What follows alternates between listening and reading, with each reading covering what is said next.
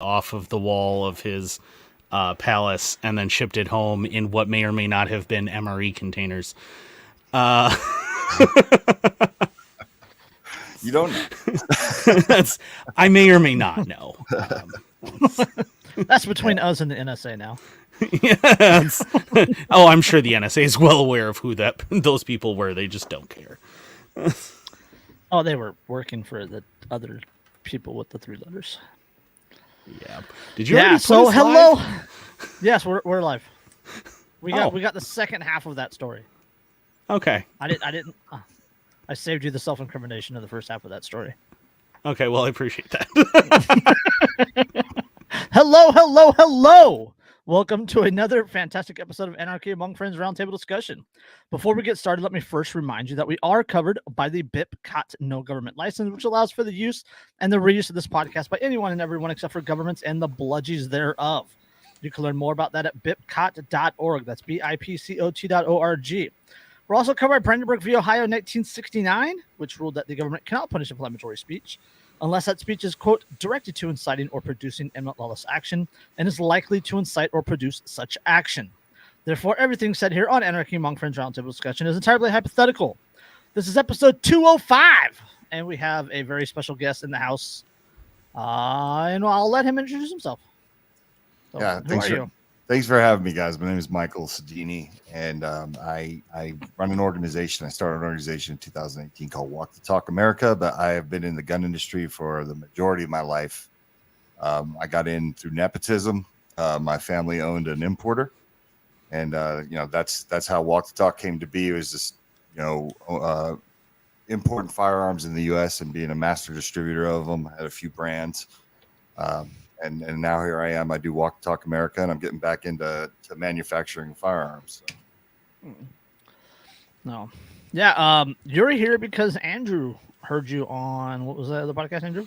History Unloaded. Yeah, with Danny and Ashley. I heard that, and I've spoken with Danny and Ashley vaguely, especially Danny more than Ashley. But I know she's on the board, right? If I remember correctly. Yeah, she's on the board. Ashley's great. And that's a fun show to go on. I like them a lot. But yeah, so she's on the board. She epitomizes everything that Walk the Talk's about, right? Like she's out in the open. She talks about her bipolar disorder, firearms lover, obviously enthusiast. So it's just, when they made the connection to Ashley, and I had her on the Guns and Mental Health podcast, which is a show that I host, and I said we should probably this girl to come on board if she wants to, so she's a good ambassador for Walk the Talk America. So how about you throw out your links? Let's get your links out early, and then we'll obviously repeat them a few times, and then give us the elevator pitch of what Walk the Talk is about. Okay, so you can go to walkthetalkamerica.org or WTTA.org, and how it really started for me was in 2009. The president of my firearms company, which was Eagle Imports, which is no longer around. I sold it in 2018 to do Walk the Talk America. He took his own life with a firearm. And in 2009, back then, we didn't really like to talk inside the industry. We didn't talk about or address any negative outcomes with firearms. The closest thing you got was people would talk about, 22 a day, those things like that. But we just didn't. He took his life, and it was crazy because he was a very popular guy in the firearms industry. But no magazines wrote about his death. No websites wrote about his death. His funeral was like a who's who of the firearms industry, and we just buried him, and we kept it moving. And I always thought, so weird that we have so many, combat vets, active duty military, and first responders that gravitate towards the firearms industry. And it's weird that we kind of don't address the issue. And what I mean is we just ignored it, right? Like every year at the NRA show, I always had a booth at SHOT Show, the NRA show. It seemed like every year there was somebody that wasn't there. There's like, where's John? John's always at this booth. You didn't hear? John's dead. Took his own life. And I thought, this is weird. It sucks that we can't really address it. As people, we're getting a lot better at the industry, by the way. We're light years ahead of where we were in 2009. I think we finally just kicked that door down and said, no, we have to address these things, right? And that's why I'm proud of the work that Walk the Talk America has done. But so in 2018, I was I was at a meeting. We were talking about the alcohol. My national sales manager and I were out in New Orleans, and we were on one. We were having a great time. Right, we were celebrating a huge victory. We had just sold a bunch of guns to Lipsy's, which is a distributor, and we were at this really crowded restaurant that my buddy had a connection with, and there was a lady there, and we ended up talking to her at the bar. It was an older lady, and we sat down. I said, "Why don't we grab her? She's alone. You know what I mean? She's just waiting for a table." I said, "Just let's grab her. Let's have dinner with her." And it was cool. She was asking about the firearms industry and guns, and she was gun neutral, but she at the time there was a mass shooting or something had just happened, and she asked a question that completely changed my life. Right? She said, "What happens during mass shootings?" I said, "Well, everybody blames us. We blame mental health, and then nothing ever happens." And she's like, "That's crazy." Like, so she asked, like, how do you work with the mental health community on the things you can agree upon? Like, there's got to be solutions that you guys can agree upon. Because I was kind of telling her about the restrictions and all that stuff, and I was like, we don't. And my national sales manager looked at me. His name is Rafael Devalle. He's with Bursa now, but he looked at me and he goes, "You should give $1 a gun to mental health." And I was like, "That's not a bad idea. Like, that would be kind of cool, right?" But that didn't mean anything back then. Like, I had no idea what I was getting into, but I kind of became obsessed with that idea at dinner. And he's like, "With everybody we know in this industry," he's like, "I'm sure people would donate we can get people to donate to mental health." But then therein lies a challenge, right? Because I became obsessed with the idea, and I was like, I wonder if there's even a mental health organization that would be gun friendly. Yeah. Like, Nope. There's not. well, and so it turns out, like, I went back, I was doing a lot of research. I was trying to see if there was any other organization that was donating money to mental health from the firearms industry. Like, straight, we had people that did Wounded Warriors, and they, people like, organizations like that, but I couldn't find anything. NSSF had a pilot program for suicide prevention, but nothing really that addressed mental health, right? So I stumbled upon this position paper by Mental Health America, which is really interesting because they started off, "This is going to be an unpopular opinion, but we're going to take a neutral stance on guns because we don't believe that you should lose your rights just because you battle or struggle with mental illness." I said, "These are the people I got to talk to," right? But I had no plan. I didn't even know what, I just thought, hey, we're going to be saviors. Like, they take money from pharmaceutical companies. I bet you they'll take it from us, and I was just thinking on that level. And the focus really wasn't on suicide prevention. That was a piece of it. But I really wanted to do work on programs that would talk about outreach and maybe find the next mass shooter. And the interesting thing is they used examples in this position paper that they were basically saying, "Look, we're not saying we could have stopped the next mass shooter." I remember what they were talking about. Laudner, remember the guy who shot Giffords? Yeah. Okay. Yeah. Yep. And they said they were using him as an example, and they said the budget cuts and all this stuff that was happening in Arizona. We're not saying that we could have stopped him, but if we would have had this money or we would have had these programs, maybe we could have, right? And I was like, okay, that's fair. Like, you never know. But that's the stuff I wanted to fund. And I didn't understand at the time that there wasn't programs. They were talking about getting money to make programs, but they didn't have programs, right? And that was a depressing day because, I was literally like, okay, so anyone could just give money to a mental health organization. Like, anybody could do that, right? Like, what's going to make us special? So it kind of forced me to look inside of what we were doing and saying, okay, like, what are some of the cool things that Mental Health America has that I can use and apply to gun owners, and it's not going to freak gun owners out, right? And that's how it came to be. So at first I would say this, like, Walk Talk America was supposed to be an organization that was going to raise money from the gun industry and provide it to the mental health community. And we're going to throw money at the problem, right? We just take a step back, and that's completely what didn't happen. Right. So now we have our own programs. But one thing I want to make a note of, like for your listeners, is I got pushed to suicide prevention by the mental health community. It wasn't even the gun industry. It was like literally getting the opportunity to speak with some of the most brilliant minds in the world, people that work in epidemiology and doctors and researchers, right? And not necessarily gun people. Some of them were okay with guns, some were anti-gun, right? But they all were like, stick to suicide prevention. Finding the next mass shooters is literally finding a needle in a haystack. They're like, if you focus on suicide prevention, you cast such a wide net. Maybe you catch the next mass shooter early, but you're not going to be focused on that. Put the focus to suicide. To put it in perspective, like there's some things that people would say to me that made me understand, because I couldn't wrap my head around in the beginning. I was like, yeah, I want to do suicide prevention too. I want to do this over here. Right. They're like, look, we lose 60 at the time. It was a smaller number. It's larger now. I think it was like 62 people a day from suicide by firearm, which is like bigger than Mandalay Bay's mass shooting that we had down the street. Right. I'm in Vegas. That was 59 people died that night. Now we're up to 67 people that die by suicide by firearm. And when it comes to mass shooters, like the way this, I remember this doctor, Jeffrey Swanson, out of North Carolina, he said, I said, make it make sense to me. He was just like, you can take 10 people that suffer from bipolar disorder or schizophrenia. He's like, you can hand them a firearm. They'll go their whole life without hurting anybody or themselves.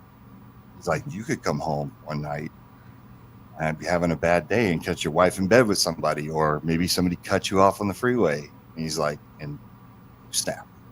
Right. So, and that really kind of put it in perspective for me. So I was like, I see, I get it now. Like, there's no such thing as Minority Report. We can't see the future, So that's that's where a lot of the stigma comes from, right? It's not necessarily the random act of violence, right? It's the mental health, right? Oh, this person was bipolar, this person was depressed. Oh, they're gonna be a mass shooter, blah blah blah. We have to keep them away from guns, right? That's where red flag laws come from and all that other stuff. But that's not the reality, right? According to Jeremy Wiskritchen, I can't even pronounce his last name, or Jeff Wiskritchen, right? Jake, one of your Jake, Jake, yeah. Yes. That's one of the ones he talked about in the documentary with Connie Ray that they did last year. Connie's daughter, a former U.S. Marine, committed suicide, and she was, and one of the things that her and Jake talked about is Connie blamed the gun, right? And it took her a while to understand that it wasn't the gun, it was the mental health, right? It was the depression, and that her daughter didn't have an out. They didn't have anybody that can reach out to because of the stigma surrounding the depression, the bipolar, and all these other issues, that the moment a person reaches out, right, with the duty to report issues that come with psychologists and psychiatrists and therapists, that the moment you reach out to them and you go, oh, I'm a gun owner, and they're like, oh, you're a gun owner. Okay, here's a red flag, right? I have to report this now. You're a danger to yourself automatically, just right off the bat, because this person has depression or bipolar or whatever. And that's one of the reasons that people don't reach out, is because of this stigma, because on the back end of reaching out, there's so much that happens on the other side of that wall that it scares people away from it. Going back also to the story out of Hawaii recently with the Navy officer, he was homesick. That's it, homesick. That's it, just homesick, and saw a psychiatrist, and the psychiatrist, he had a few. Took a prescription antidepressant for a while, and he was fine. But the state of Hawaii said, oh, no, you can't own a firearm now. And he had to go to court and sue them. And thankfully, he won. But most people don't win. Right. Some people don't even know. We've had a couple guests on our show that found out, like, randomly that they couldn't buy a firearm, like, later on in life over an incident that happened. Right. And they're just like, what? We have one guest that was just on our show that was in the military. The military talked him into going and getting help in New York. And, basically he went away for 2 weeks, got the help he needed, came back, was perfectly fine. Got out of the military 2 years later, went to buy a firearm as a civilian and got denied. And he was at first like confused. He was like, wait a second, it must be a mistake or something. Maybe because I moved. And then, the crazy part about the episode is I asked him, well, when you got back into the military, like when you were ready, when you were healthy again and you were out of your crisis, were you around firearms? He's like, I was around rocket launchers. Here, you can have a thing that can blow up a city, but not a single firearm. That's just too dangerous. 2 weeks later, I'm just saying that if I had a rocket launcher and the ability to blow up things, I would not be nearly as depressed as I am. that's a hell of an outlet. It just shows you how silly it can be, right? Like, here's somebody that we actually were like, look, protect us. You protect our freedom. You protect our country. Here's these weapons. You're free to use them while you're in the military. He gets out and he goes to buy, I think he said I was going to buy a 380 or something like that. He's like, he thought, no, this got to be a mistake. Like, it's got to be a mistake, and he wouldn't have known. So, I mean, I think about a lot of people probably just never even go and check. We had Sandy Richardson, same story. She wouldn't even call herself a gun person. But when she found out that she lost her right, that aggravated her, and they messed with the wrong person because, like, she knows the system. She's from the healthcare system in New York. The New York SAFE Act is the worst. New York is one of the states where I warn anybody that's in the firearms industry or, that holds this 2A near and dear to their heart, be very careful with where you go and who you say what to. Because the New York SAFE Act is not safe at all. It's a barrier to entry to get help, and they will put you on. Oh yeah, I mean that's one of the. Yeah, sorry, go ahead. Oh, and say that I mean that's one of the things, as a combat veteran, like that's one of those big things why we don't ever go talk to anybody. Throw out your jacket real quick for him. Real quick, I was a Ranger, Special Forces. I wound up a trunk monkey for a little while. Contractor and things. Did a bunch of work. In Afghanistan, Iraq, across Africa, Southeast Asia, a few other places. And decorated. Just yeah. But the reason that we don't go talk to anybody, right? The reason that we all just live with it, we all sit there alone and things, is because the whole time in the back of your mind, it's just gnawing at you. Like, but if you talk to someone and you talk to that wrong person and you say, hey, I'm having all these nightmares. I occasionally I have these bouts of severe anxiety, being around people, or I'm afraid of things, when I'm driving, whatever. If you say any of that stuff, you're worried that then they're going to go, okay, well, now you don't get guns because you have PTSD, and so we're taking your guns away. And that's the last thing you want to have happen. I mean, you spent your entire life to that point around guns, handling guns, using them ostensibly for the people who are now going to point guns at you and say, give up your guns, and you don't want to deal with that. So you just suffer in silence and alone, which leads to the 22 a day statistic because we're stuck alone without being able to talk to anybody. Yeah. What is it now? It's 4.5 or 5 times as many global war on terror veterans have committed suicide than actually died in combat. Yeah, it's right around there. Yeah, it's a horrible number. This is a good segue for a really cool story. When I first, being a year and a half into Walk Talk America, I got an invite to the White House to work on a suicide prevention task force for the VA. And it's kind of crazy because I'm like, am I punked? Like, how did they find me? You know what I mean? Like, but what was really cool is they flew me out to DC and we spent basically 3 days, some of the most, once again, brilliant minds. And you had your mixed bag, right? There's some people you could tell were anti-gun, but we're here to do a job, right? And the whole thing was put all that aside. Like, what are the best ways? Now, I'm looking around the room, and the first day, there was a bunch of highly decorated people, just because you could tell by what they were wearing. And then there was us in the middle, and we were all in this big round table. And I realized I was the only person from the firearms industry there. Now, there were pro-gun people, right? Like the guy sitting next to me was a Marine, and he loves guns, and he was like, it was funny because he's like, "Who are you?" And I was telling him, he's like, "Oh, he was like, now that you're here, you'll be that gun guy." But he's like, I'm like the gun guy for this group. right? But anyways, so we had to give these like little TED Talk style 5 minutes about who you are and what you do. And, you know, when you're giving those type of speeches and you're talking about what you do, you can see who's their face. You know, some people are nodding yes, and then other people you can tell is like, hey, probably not a big fan of guns, or she hates them. Right, you can see it in their eyes. But so anyways, I you know, I left off my speech and I was like, look, the firearms industry can help you. We can help you, but you can't make us the villain anymore. You can't.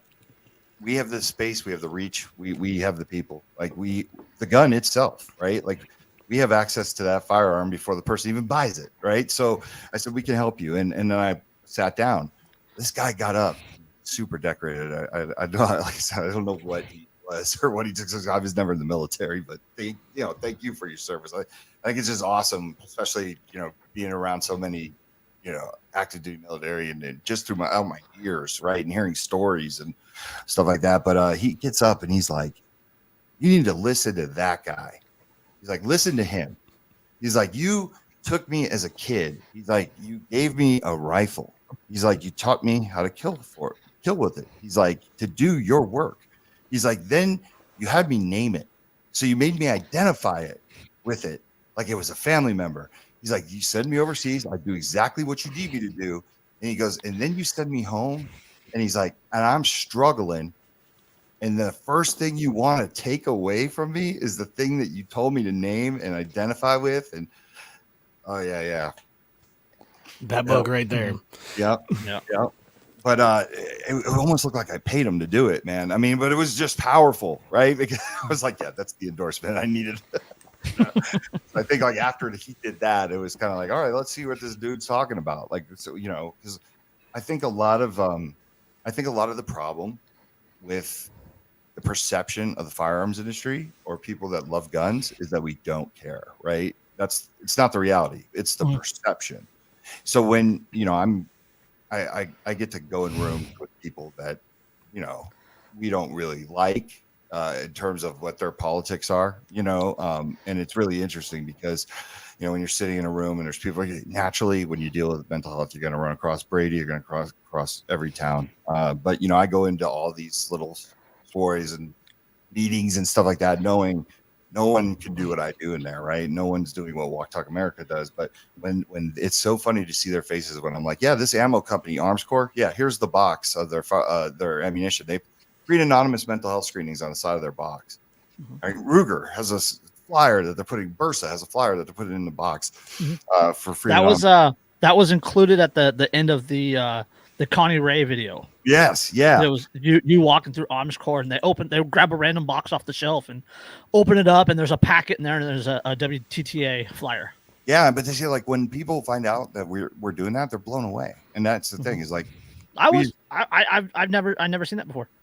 Yeah, I mean, it just that was an idea that I got in 2018. It was one of the first ideas I got after, you know, the disappointment of figuring out that I couldn't just throw money at it. Because I was looking at Mental Health America's free and anonymous mental health screenings, and I was like, God, we could use those, right? Because people want to be able to just kind of check in on themselves without having to. Yeah, those are linked on the WTTA website. Yeah, you can go there, and there's 13 screenings. You can take them. I took a few just, you know, for conversation pieces later. Yeah. I mean, but it's been great, you know. So here's the crazy part. It's like I get the idea to start putting them on bands, right? And I was passing these out at gun shows. I want to see what the reaction was. So people were like literally stopping. They're just like, guns, mental health, what's this all about, right? Just because once again, when we heard those two words together, it was a negative thing. Whoa. But and people were sharing their stories, talking about, you know, suicide loss, all that stuff. And I said, man, we really need this. And then the next evolution of the band was, well, what if I were to put them in my firearms, right? And I wanted to see what would happen because I didn't know at first. And thank God I have like foreign manufacturers that I don't think really understood what I was doing because they might have been a little worried too. Like, what are you putting in this box? I was just like, oh, free and anonymous. I was like, oh, okay. So we were opening up all the Bursas, all the Metro Arms, all the Grand Powers. And these are all the guns I represented. And yeah, right. They're great guns. Fuck California.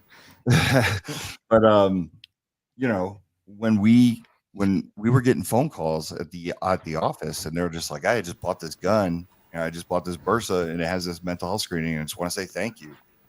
Like, this is awesome. I love that somebody's doing something like this. So I was, it had the opposite effect, that I was a little afraid, because I didn't know if like maybe NRA or say like NSSF would be like, what are you doing, man? You know what I mean? Like you're walking up to a line that we don't go over there, But it was the opposite. It was nothing but support. And then I just started asking other gun manufacturers that I know, because I grew up in this industry, right? So I was walking up to Martin from Arms Corps, and I was just like, hey, do you mind putting this in the box of your gun? I went to Charlie from MKS Supply, which is High Point. I said, do you mind putting this in there? What is it? Green Anonymous mental health screenings. That's a really good idea. Yeah, we'll do it. I was thinking, damn, it was that easy. All I had to do is ask. Like they're waiting. You know what I'm saying? Like, and this is the part about the gun industry that I love, is like people don't realize there's so many good people in there. It's just like we never really knew how to come to the table. Yeah, nobody's gonna create that firearm, create that tool with the intention of like, oh, I hope this gets used in a mass shooting. Woohoo! Yeah, go. Right? No, hell Yeah, no. nobody sets out for that. First off, that's any capitalist, right? We know the firearm is capitalist, right?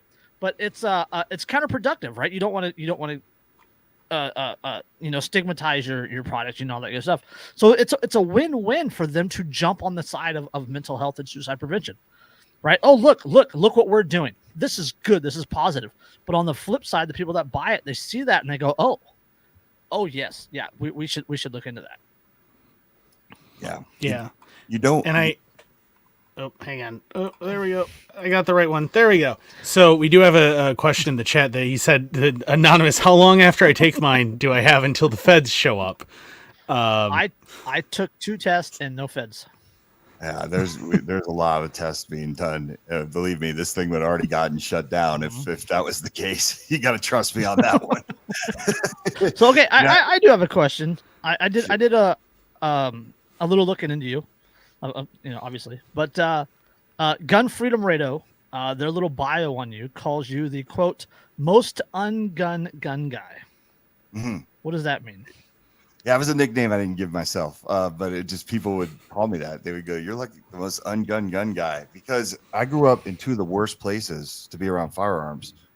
I grew up in New Jersey, and then the Bay Area. We were talking before the show started, and I said the Bay Area, right? So my introduction to guns happened because of nepotism, not because I grew up with a single mom, so I didn't have friends that went hunting. I didn't have so like, if you can hear me out on this one, like imagine growing up in super liberal places, right, where guns, I would say the only time you saw guns were if they were in a negative light, right? You didn't have the healthy, like, let's go to the range and shoot, or it was your buddy who was a drug dealer down the street had a gun, right? Or that type of deal.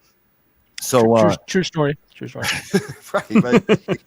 when the neighborhood pharmacist, right? Like, but when I got to the firearms industry, I graduated college, and my grandfather was like, "You're coming to work for us." So I literally jumped into an industry that I didn't have any clue about, because I never really been around guns, even though my family business was in New Jersey. Keep in mind, I didn't grow up with them, right? So over the years, I figured out a lot of stuff just by being present and listening. Because like when I first got in the industry, I was just like, I wonder why we can't come off the AR thing. Like, what's the big deal? I didn't know. I was afraid to ask people. So I started to have to just like kind of pay attention. You know what I mean? And then I'd make friends in the industry, and I'm like, what's the deal with this? Like, but that's, I think, one of the reasons why I relate to so many people outside of the gun industry, because I was there at one point. I understand that not everyone's going to understand the mechanics behind the AR and why semi-auto and all that. So, and it's a way that you can deliver it. Guns are very, not for you guys and not for me now, but it's an intimidating thing that everybody has an opinion on. And most people have an opinion on it, and they have no clue what they're talking about. right? Oh yeah. I mean, the majority of people who aren't in the gun world have this tendency to think that they apparently function by magic. That like, oh, you put this bullet, and they will call a cartridge bullet in to the clip, and then load it in, 30 caliber and then clip, 30 caliber clip per second. Thanks, Kevin DeLeon. yeah, Politician. and then magic happens and death comes out. Like that seems to be what they think happens. Yeah. But that's how I got the ungunned gun guy thing. It was like from my gun industry friends because, like, you know, they'd take me out on these hunts and stuff like that. I'm just like, I don't know. Like, they'd have me, sometimes they'd hand me a gun. I'm like, I don't even know how to rack this. Like, what? They're like, dude, you're the most ungunned. You sell 60 to 80,000 guns a year. You're the most ungunned gun guy I've ever met. Right. But that's when I learned the power of, you know, this is wild. I use this when I speak, especially in mental health engagements, when I'm talking to people that don't understand our industry and they're curious, right? I said, do you want to know how many guns are out there? I said, I was a little guy. Bursa, Grand Power, all that, if you added those up, we sold 60 to 80,000 guns a year, and we didn't have any law enforcement or military contracts. I mean, it's amazing we don't have a gun problem in the United States. We don't have a gun problem. I'm telling you that. Like, I believe we don't, right? Because I'm looking at it like, oh my God, if we do 60 to 80,000, what Ruger doing? Smith & Wesson, SIG, Glock. Like, yeah. Dude, it's like figuring it. It's like the first time when you're swimming in the Pacific Ocean and you're in the bay and people tell you how many great white sharks are out there, right? And you're like, wait, there's sharks out there like that? You realize we don't have a shark problem, right? Like, it's like crazy.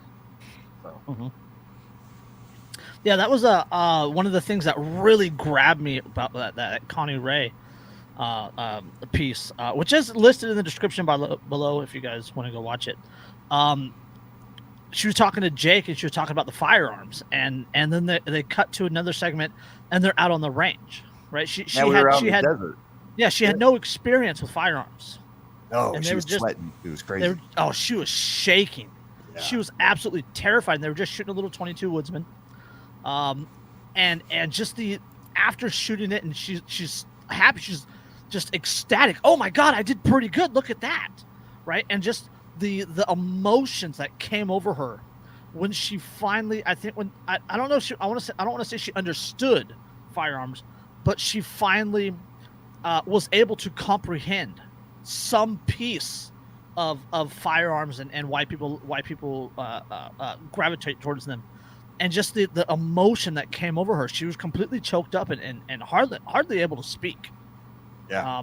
And there's a lot of people in both, not the firearms industry, but the gun control industry that they have no real comprehension or understanding of something as simple as firing a firearm, you know, and the power that it holds and the gravitation that it holds on people and why people enjoy it.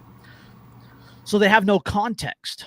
Right, so they attack everything else. They attack the firearm itself because they have no understanding of the firearm. Just like the right, it's mental health because they have no real grasp of what mental health really means, of what depression really means, bipolar, and you know they gravitate. They say, oh, it's a random act of violence without having any context as to background or mental health in general. Yeah, that Connie Ray episode was really cool. So, you know, just to give the listeners a little backstory if they don't go see it, but she found out about us through another organization that works on suicide prevention in Nevada, and like that. You know, you talk about like step out of your comfort zone. Like that was her moment to step out of her comfort zone, where she's like, okay, they're like Mike and Jake are really cool. Like I think you'll like them. She was terrified. Yeah, it was funny too, because when she finally got going, and you know, I was making jokes with her. Like I go, don't worry, Connie, you'll be a better shot than me in like 10 minutes. Like if that makes you feel any better, because I am a horrible shot. I don't know what I'm a better shot when I'm moving. Like if I'm moving and shooting at a target than sitting stationary. It's a joke, right? But like we were trying to make her feel comfortable. And there's at one point, I don't think it's not on the video, but it was cute because her husband is a pro gun person and wasn't angry at the gun. And he has been trying to get her to shoot for a long, long time. And so he wanted to be there because he's just like, I don't believe this is happening. I need to watch this. And it was cute because she was looking back at him and going, I did good. You know, like, Yeah. hey, did you see that? It was cute. It was really an awesome experience. But we flipped her. You know, she's good. Like she understands it now, and she's a big supporter of WTTA. And I think that's what people need. You just need to feel comfortable with whoever's introducing you to firearms in a healthy manner, right? Like, like those Oh, yeah, those guys that that's- take the guys that take the girlfriend out to the range, and the first time she shoots, they give her Smith and Wesson 500. yeah, Yeah, no, fuck that those I mean, guys. I experienced that, you know, back when I had a SOT 2 once upon a time, which was just awesome. I missed that so much. But back when I had my SOT 2, like I would be at a range. I mean, that was outside Fort Bragg, but I would be at a range, and like you would see guys bringing their, you know, like 21, 22-year-old girlfriends, weigh 110 pounds, soaking wet, and they're handing them, you know, like these huge guns to shoot and everything. And I'd have like ARs and things sitting there, and I'd be like, oh, why don't you come over here and you know, come shoot this stuff, and I'll show you how to do it. I had one girl, I think she was like 5 foot nothing, maybe 100 pounds, just a tiny little thing. And I got her on a 249. And I'm like, here. And she's like, what? I'm like, it's a bell-fed machine gun. Just trust me on this. Once you fire this thing, you will be hooked forever, I assure you. And she just lets go with this thing and is just leaning into it like a champ and goes through a 50-round belt, and the barrel's smoking, and she has a grin the size of the Atlantic Ocean. You know, like she's just so excited, so happy. She loves this thing. She's like, I can shoot. And I'm like, yeah, you just need to, you know, learn how to handle it, learn how to lean into it, and how to adapt to it. And I guarantee you, like when she left, that chick wanted to buy a gun. Like she wanted to start shooting. She wanted to do that. And because she was introduced to stuff that she could handle, rather than just, haha, let's, you know, make a YouTube video of her falling over because she can't possibly handle this thing. Or, oh, we're going to hand her a Desert Eagle that we know she's going to wind up with a nice crease in her forehead from the front sight. Yeah. Like rather than that, like I taught her how to shoot it. I taught her how to lean into it. And that's like so important, that if you want to get people into guns, that you do that you do it in a way that they feel like they're being encouraged. There's so much elitism in the firearms world, you know, and it's really sad. A lot of gatekeeping. Yep, exactly. And it causes people that, you know, maybe otherwise would have maybe gotten into guns and started to understand them and looked into them and figured out how they work, and they wouldn't have been as scary. But because people were so gatekeepy about it, they don't want anything to do with it now, because they're getting treated like they're an idiot because they're not an expert. Which again only contributes to the stigma. Yep. yeah. It's you know, so, there's also this weird thing. Like when I got into the firearms industry, and I look back, my family, none of them are on this earth anymore. But you know, they passed away. But it's kind of funny. Like I didn't get any training at all. Like they didn't explain anything to me. I just went to work. I remember they dropped me off. So Charlie Brown from High Point, whatever, people are probably making jokes right now, but I mean, they sell a lot of High Points. They do sell a lot, yeah. Yeah. Thank God because I got, this isn't the NRA show, is in Philly. This is my first NRA show. My uncle drops me off, you know, he goes, hey man, have fun. I'll see you in 3 days or whatever. I'll pick you up. He drives back to Jersey. And I remember I was at the NRA, I was sitting in the booth, and Charlie, he's like, hey, who are you? And I'm, who's that? And who are you to George? I said, George is my uncle. I work for the company now. I'm like, yeah, man, I don't know anything about guns. And he's like, and he dropped you off at the NRA show? This is your first, and you have nobody else here? Thank God. So Charlie became like sort of my mentor, right? But I always tell this story. The very first time I went to shoot a gun, I was doing a range day that I went to. And I was watching people shoot, and my own ego wouldn't let me. I wasn't going to tell, like, I didn't want to be like, hey, the dude from Bursa doesn't even know how to shoot a gun. Like, so I'm watching these guys, and I'm like, okay, that's how you stand. I see that they're doing it. Like, I was watching them, and it was like, just mimic them. Thank God it worked, right? But if you could go through my, you know, I needed my brown pants that day because really, like, inside I was like freaking out. But you know, and you're right. When you meet somebody that's willing to get out of that comfort zone, you can really screw that up. You know what I mean? Like, Mhm. and then they're never coming back. You know, it's a delicate. It's counterintuitive Yeah. to treat people that way. You know, it creates instead of introducing someone to the industry in a positive light, you're giving them a negative opinion of it. Right. So now they're not even neutral anymore. Now they have a negative opinion on the things that you hold. Yeah, and we, you know, we need to. We always have to be very conscious of that. So, you know, going back to the ungun guy, you know, most ungun gun guy, that helps me in many cases with especially the mental health side, because they're intrigued by that. That's why we keep using it, right? Because I've had plenty of people say like, "Oh, like you seem like somebody I could talk to," right? Because they're intimidated. I mean, it's an intimidating thing. Once again, whether or not you're trying to restrict rights or you don't care about guns, they're going to have an opinion on those things, right? And sometimes I think we, as the gun industry, or the gun community, we get frustrated because we know it so well, right? We know that red flag laws are only going to be a negative thing, and people aren't going to want to seek help. Like, we know that transfer laws are silly, and they're just another barrier to entry to help somebody, right? We know these things, and I think we have sometimes a hard time, especially when we're talking to somebody who's so ignorant about firearms, and they just didn't even take 5 minutes to, you know, they could talk about this thing for 10 hours, but they didn't take 5 minutes to learn anything, right? And then we get frustrated and we shut down. We're just like, you're an idiot, or you know. I think it gets frustrating because it's like, how hard is it to understand semi-automatic versus automatic? And you just see that one get crushed every day, you know? Yeah, the discussion of the existence of a disconnector and its function is just like one of those things that makes you want to slam your head into a desk repeatedly. Like, I don't know how many times I have to have this conversation. 12, 15? It gets truly ridiculous. The barrel shroud one, that one. Oh, the barrel shroud, or the, what was it? The quote was the shoulder thingy that goes up, I believe. Yeah, that was, yeah. And I mean, it's like, and like, we laugh about that and stuff, but I mean, it's because they don't know. Legitimately believe the propaganda on that, though. Right. Yeah, because they've never looked. Policy. Yeah, I mean, that's the horrifying thing. You know, you bring up like with Congress and stuff, and you talk about how the fact that almost all of them are lawyers, right? Like, it's like lawyer. Well, I mean, career politician, lawyer. As you're going through, and you're like, well, so that's a pretty limited field of human experience that's currently in charge of making decisions for everything, right? They don't know.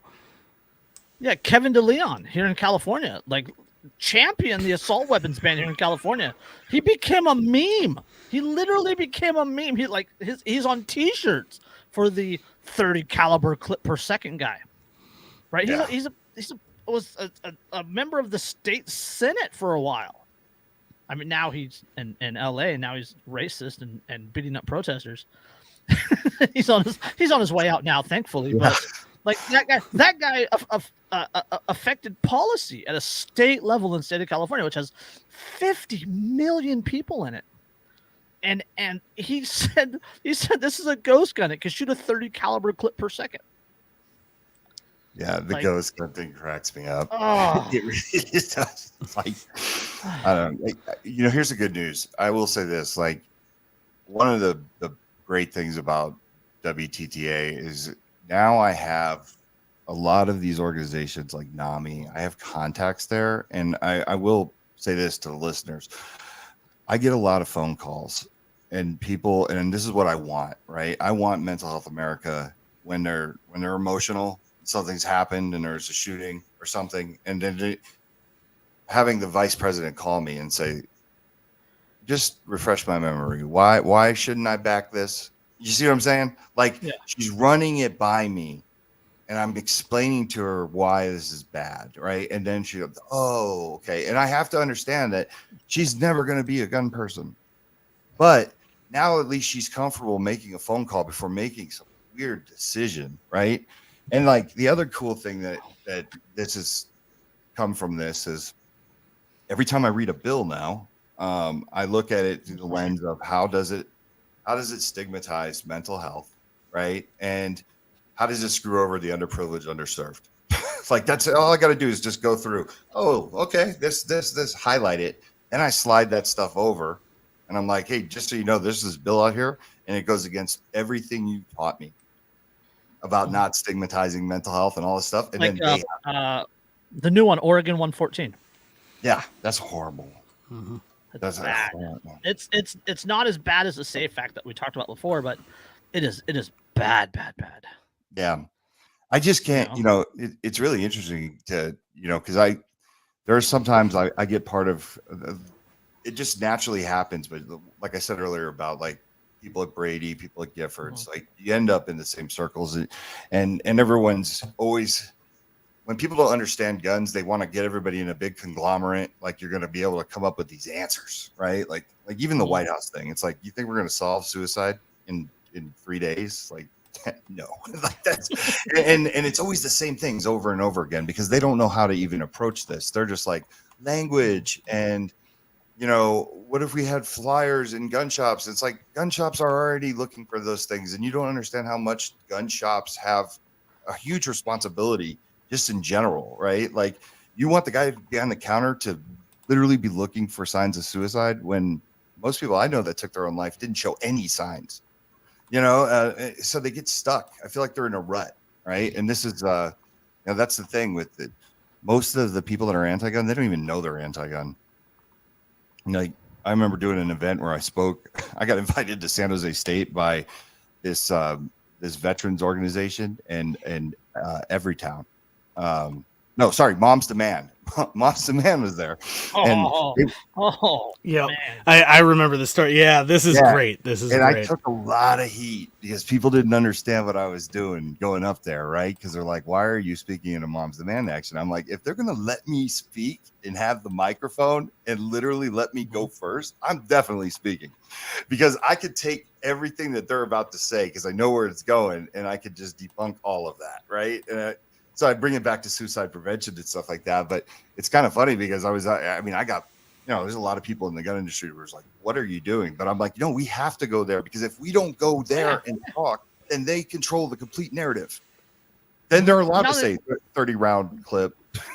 30 caliber clip per second. Yeah. 30 caliber clip. Yeah. Yeah. But yeah, it was, that's the type of stuff. So here's the weird part. Like, you go up there and Jake and we both spoke, and it was funny because I knew I was gonna like make some people uncomfortable, but I knew Jake really doesn't care about making people uncomfortable, and he's gonna go up there and he's a mental health clinician, so a 2A mental health clinician. So I thought this is great, but we're sitting there and the ladies from Moms to Man, they were nice and cordial, and it was crazy because like what people try to do is they try to relate to you, right? She's like, we have a lot of gun owners in our organization. And, I'm like, oh, that's great. But I'm like, you don't get it though. We're all or nothing. Like you can't, it's hey, we got gun owners, but, or, I'm pro gun, but it's like, no, the but is what's killing you right there. This is why we'll never work together, and people don't understand that. And I think they don't understand that they're anti-gun because they don't see it that way. Some of them know. Right. But some of them actually think like, no, I own a gun. And it's like, well, then why are you out here fighting for this bill to get passed? That's just going to it's just common sense gun control. Yeah. It's the equivalent. It's the equivalent, right, of the person who, says some of the similar things to the current administration and then also is like, but I have a black friend. Like that. But that doesn't invalidate what you've just said. One thing I noticed they always do, they always go get a veteran. They get a veteran and then they wheel that person out. And when that person's like, I was in the military, and then all of a sudden it's like, well, anything they say now is literally like as soon as you start your statement with as a military veteran or as a combat veteran, stop, bro. I know what you're gonna say. They don't start it as combat veteran though. You'll notice that it's always like I was in the military or I'm a veteran of whatever service or anything else, because the reality is that most of those guys were probably like they're a cook or they drove a truck, whatever. A mortar landed within 3 kilometers of the bunker they were hiding in, and now they got a CAB. And now suddenly they feel like magically I can speak to how veterans. No, you can't. You have no idea. You don't even know what our actual, like, those of us who are actually door kickers, you have no idea what we actually did at all. And you certainly don't speak for any of us. I have a buddy who will stand on his CAB. He was a truck driver in Iraq, and they were moving some supplies, and one of the trucks blew a tire and ended up like 3 clicks back from the rest of the group, and took a couple of shots, and the entire unit got CABs. Yeah. It reminds me of remember I'm Gonna Get You, Sucker? Remember that movie? Remember he's like, I was in the military or whatever, and he's like, is that how you lost your eye? And he's like, no, it was a paperclip fight. Right, like he's wearing a patch. He's like, some people. Yeah, but I mean that's the people that they go after, because they know that if they go after somebody who is like has actually used firearms to defend themselves, use firearms to defend the people that they love, right? You know, the men to the left and right.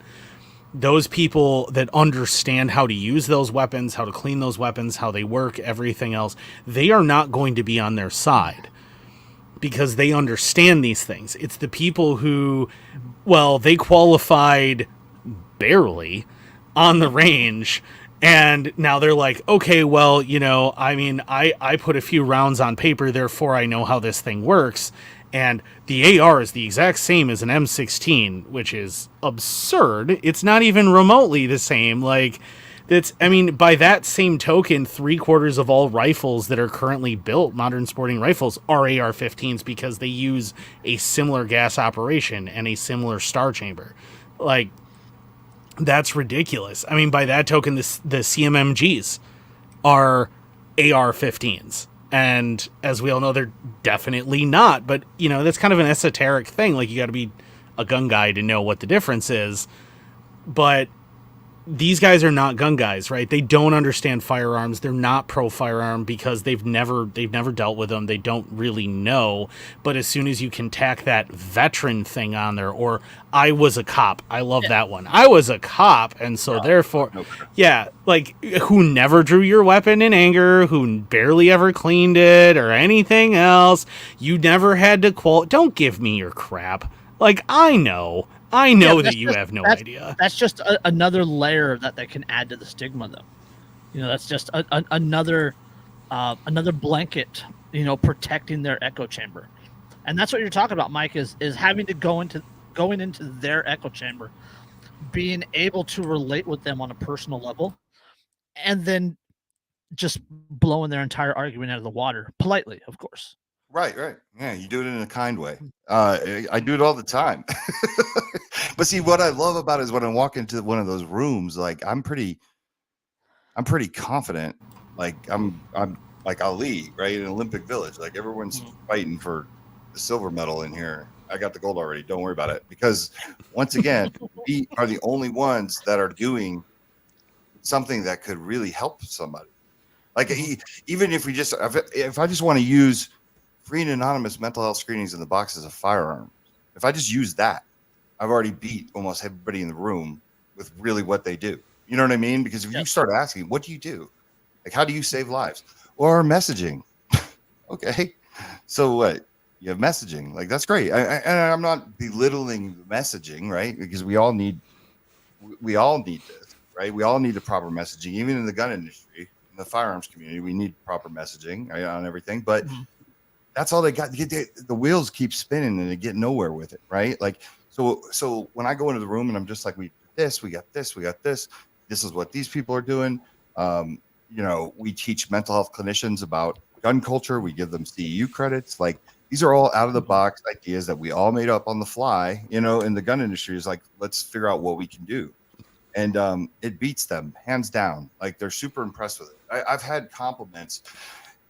You know, one of the very first times I got a compliment was from somebody from Brady. We were all at a bar in Washington, D.C. I was at a mental health event.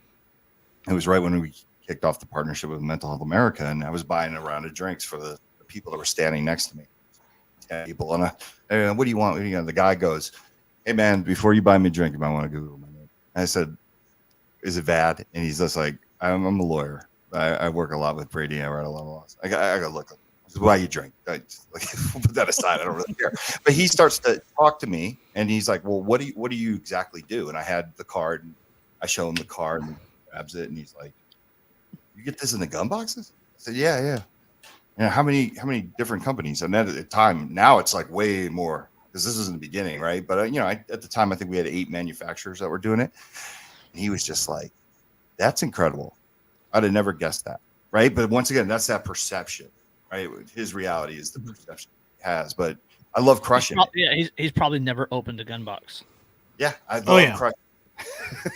So. There was just a, because I'm on TikTok obviously and have a ton of videos, whatever. It's million view club, boy, million view club. I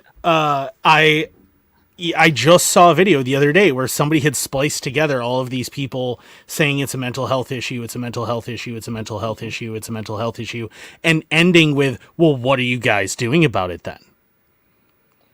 And I just watched that. Like that's still the perception, is that we're not doing anything in the gun community about mental health. We're just saying this is a mental health issue. Yeah, the argument's been the same for over a decade now, right? 2007, 2008, whatever it was, and they started going after that. And Obama did something with some executive orders. Let's throw $50 million at it, and the right lost their mind on it. But there hasn't really been anything to it, right?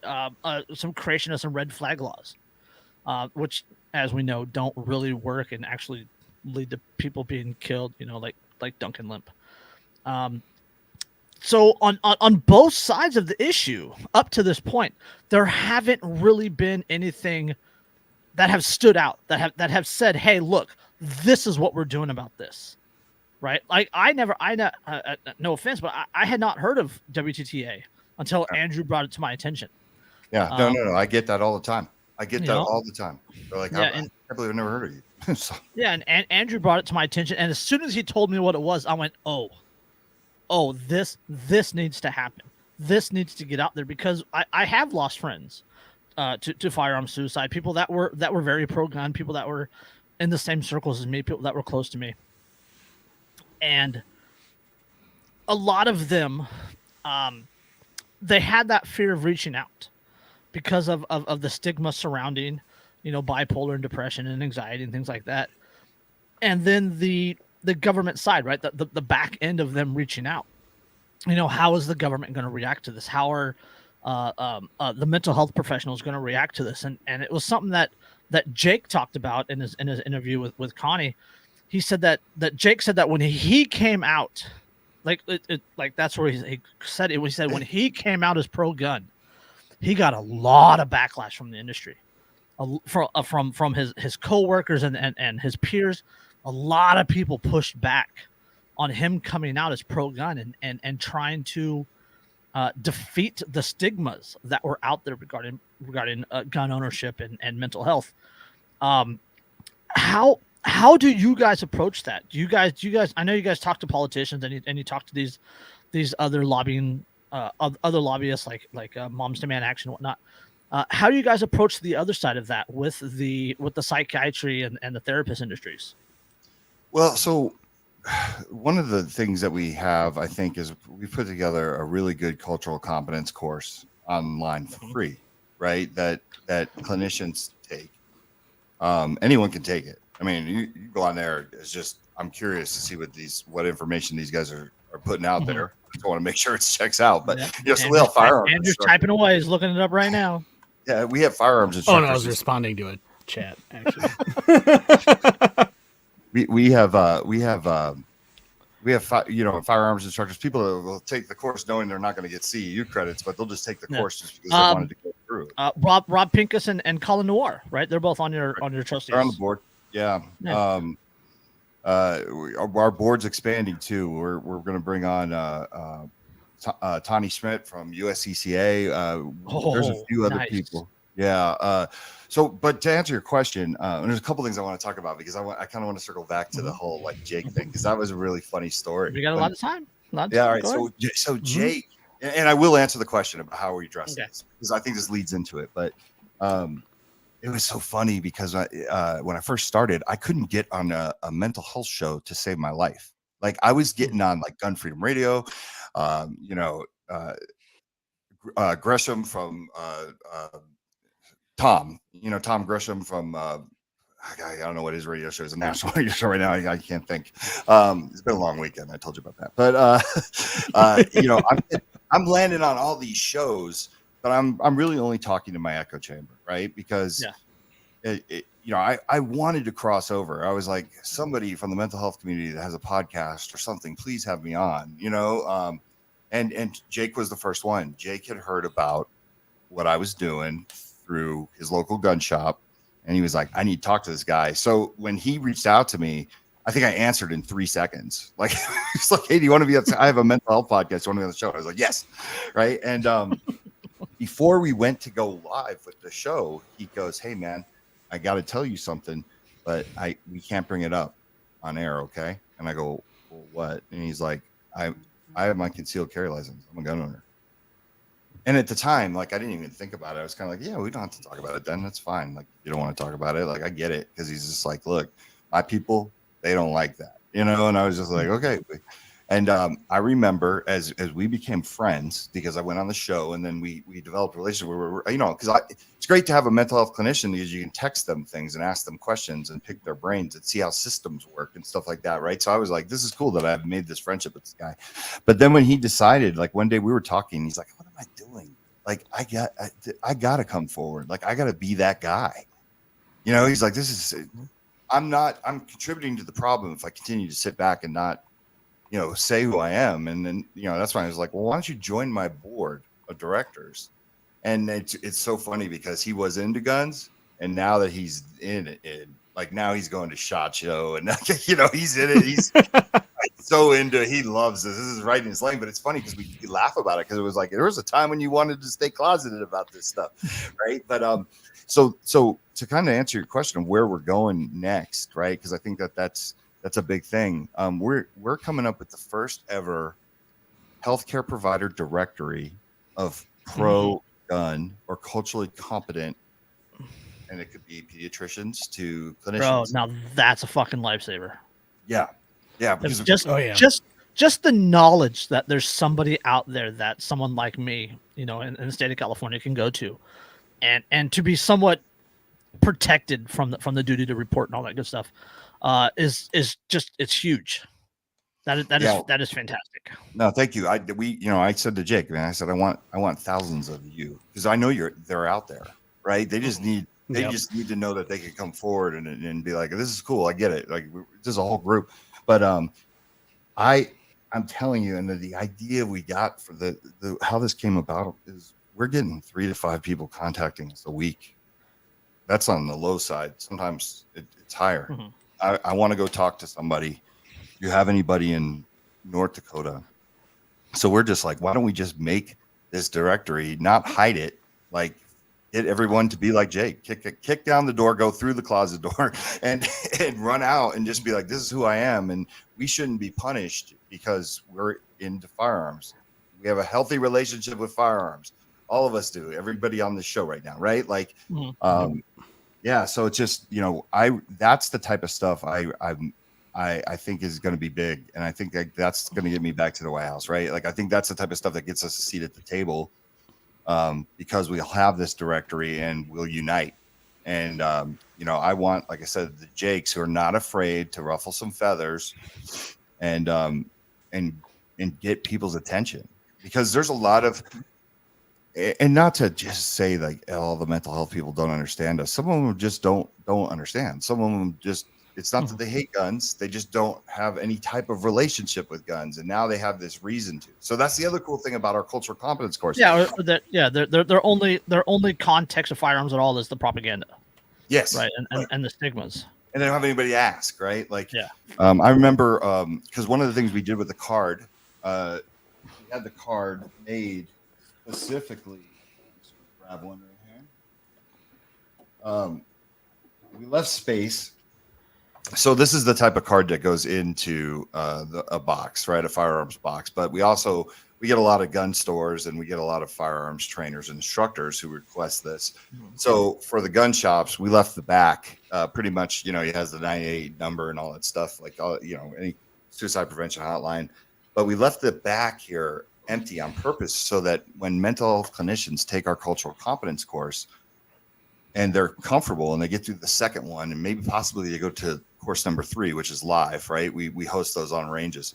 Then they can stamp on the back of the card their information and create a relationship with their local dealers, right? Because now they're kind of more equipped. Like, hey, I went and I took the WTTA certified, I'm WTTA certified, and I want to leave these cards here. I just want your consumers to know that there is a place they can go if they're ever in crisis that's not going to judge them for the firearms, right? And now you're developing a relationship between the local clinician and the gun shop. And it's giving clinicians this ability to come forward so they're not necessarily being creepy to the gun shop, it's because they don't know how to talk about it, right? Like they've gone through. Answer a quick question. Jack asked, where can I get a card or two? If you go to the WTTA website, I think it's the resources page. Mm-hmm. You can go. There's a PDF down there that you can grab and print off. Yeah, and also too, if for any of the listeners that want to help and they think that there might be a gun shop that would love to have these cards out and be involved, and this doesn't have to. The screenings alone.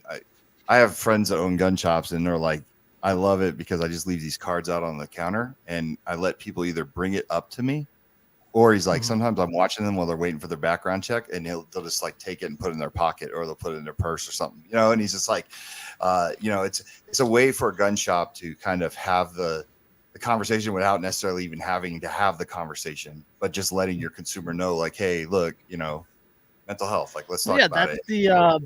That's the theoretical, foot in the doorway, right? Yeah. That stigma has that door closed so hard for a lot of people, and just having that out, seeing that it's out there, that's a little foot in the doorway. People grab those and put them in and go look at them later privately because they don't want to be, stigmatized.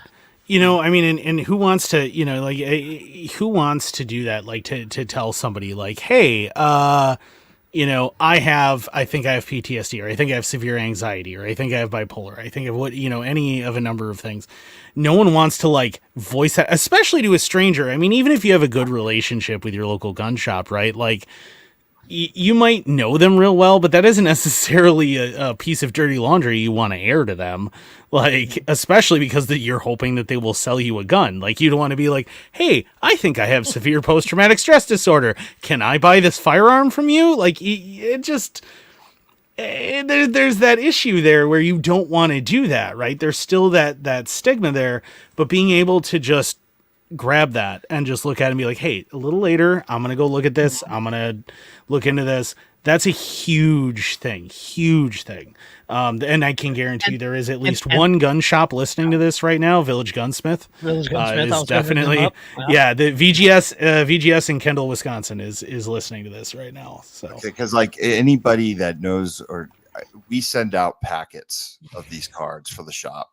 The shops are more than welcome to like make their own card. Like some shops just print them off the website, right? But we'll send a whole kit with the bands and the cards. That's one of the great things about having donors to WTTA is it provides us to be able to give these materials out for free to gun shops. Especially, I'm never going to say no to a gun shop. It's like, look, I want to put your card out. Like, we're going to get you. So again, that would be counterintuitive. Yeah. But it's like, in the beginning, it was like, we were struggling, because we didn't have any financial backing. And so it's just like, I wanted to get people on board, but at the beginning, it was just kind of like, this is going to get expensive eventually. But we worked that out. We got to this point now. And I'm happy to say, like, anytime an instructor, a firearms trainer, or an instructor, or a gun shop calls or emails and says, where can I get these? We'll get them to you. You know what I mean? Because I want that. I think it's so important. And I did this. I'm working with USDCA on some big stuff. They've come on board, which is really cool. They're really Their organization, they take mental health very serious. They actually have 2 on-staff mental health clinicians for all their employees, and it doesn't even have to be a work issue. So if you're having problems with your girlfriend, your boyfriend, your wife, whatever, your husband, you can go and see a therapist at their on site and schedule time. Right? I thought that is so dope. That's awesome. Like just the fact that like there's a gun company out there that takes mental health so serious that they hired 2 full-time clinicians to work there. And I That's think huge. that story needs to go told, right? Like Mhm. if That's Google does that, you'd be like, yeah, of course Google does that, right? Like that sounds like something Yeah. just Google would do, or that's awesome. Sorry, I didn't mean to cut you off. Go ahead. I was just saying that's huge, right? And it's somebody had to be the first one. I'm sure I don't know if they're the first one, but somebody in the industry has to be the first one to step out of the shadow of the stigma and go, look, this is what we're doing for mental health, right? You guys say all the time, mental health is the problem, blah, blah, blah, blah, blah, blah, blah. Well, this is what we're doing for it. What are you doing for it? Right? Somebody has to be first, and others will see that and go, oh, okay, well, they were first. All right, let's do it. Right. And that's how you create that wave. You get it going. Yeah. There you And go. Hell yeah, Josh, Josh. I appreciate that. Thank you. Yeah. No, so this is it hit me one day. There was an event in Florida that I got asked to speak at, and it was a gun event. It was kind of like a train and learn, but it was for women, right? It was like 150 women, and it's cool. Like it was a 2-day course. They all bought their gun, and the person who ran the event, she was like, "Hey, can you come and speak about mental health?" And I was like, "Yeah, that'd be kind of cool. Like I'll come and be that guy, right?" And so they went first. They kicked off the whole event, like everyone's sitting in this room, and then they had a lawyer talk about defensive shootings, right? Which is every time I took a CCW course, like they always had that legal aspect. We covered that base. You don't get to just shoot somebody and be like, "Hey, it was self-defense. We're good," right? Like they tell you, no. Everybody who knows this that's listening to your show, right? Because I'm sure we're all the same. We're all in the 2A community. These are the things that get drilled in our head. Besides the safety, right? Like understanding the firearm and the safety rules and everything like that. But it's all those things get drilled in our head. So nobody gets their CCW and comes out and they're like, "Now I have a license to kill." They're like, "No, this is a huge responsibility." You know what I mean? Like, I'm definitely not going to be trying to use this. I want to avoid that, but I need, right? But so I went up to speak, and it was kind of cool because it hit me right as I was speaking. I was like, ladies, I'm like, you've taken the right steps, right? You've decided to become part of the 2A community, whether you like it or not. I said that you went and you purchased a firearm, and now you're getting training. And I was like, that's super responsible. Now you're a responsible member of the 2A community. And I said, and now you're going to learn safety, and you're going to learn how to use it.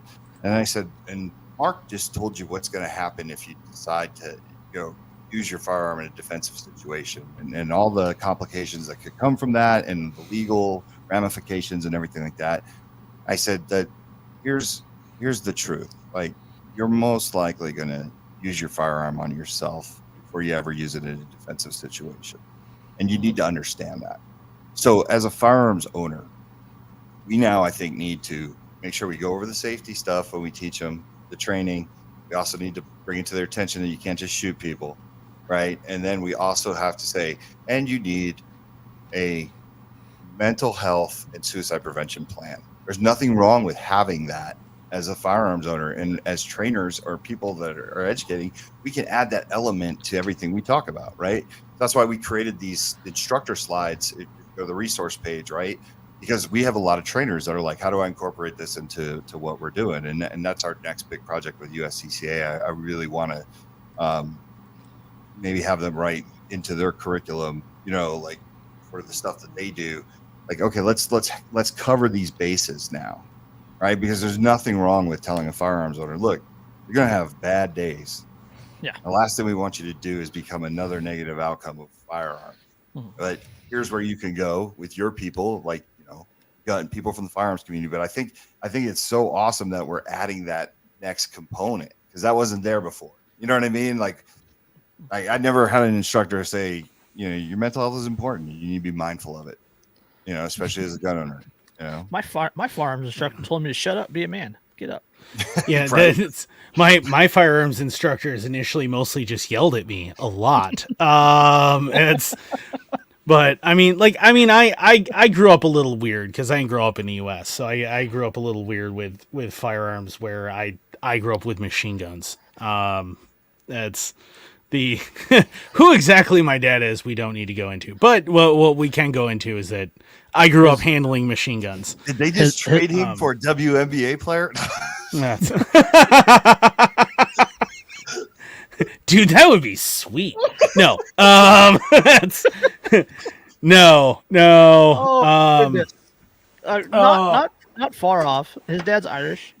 Yeah, my dad's Irish. I grew up in Ireland, and we moved a lot because my father is extremely politically active in Ireland, and I grew up in the 90s in Ireland. So, yeah, but like I grew up handling AR-18s, AK-47s and RPG-7s and stuff like that. That's how I grew up. That was just what I did. So I grew up a little weird, but I think that, for a lot of people that learn firearms, I think the issue is that when they get taught firearms, a lot of it is like they're almost taught by somebody who like wants them to be a little bit scared of them. And like that seems to be a thing that seems to happen. I think in a lot of firearms instruction, I've done a lot of firearms training. I helped a guy help train years ago some of the Reno, Nevada SWAT team on stuff and things, and like training them, and you realize that a lot of people seem to like act like firearms are really scary, and they don't want to talk about mental health in addition. And even if they do, I think the problem is that they don't know where to start with that because they don't know much about mental health. So if you're giving them that starting point where you're like, here's a curriculum that you can just incorporate. We have slides for you. We have, bulletin points for you. We have things to go over with it. It's so much easier, and they feel so much more comfortable just including that into the curriculum. I mean, we have a lot of viewers, obviously, who are hunters, ed instructors. We have one of our co-hosts is a hunter's ed instructor and does a lot of hunter's ed stuff, and he's I think he's NRA certified for I think he's NRA certified, so.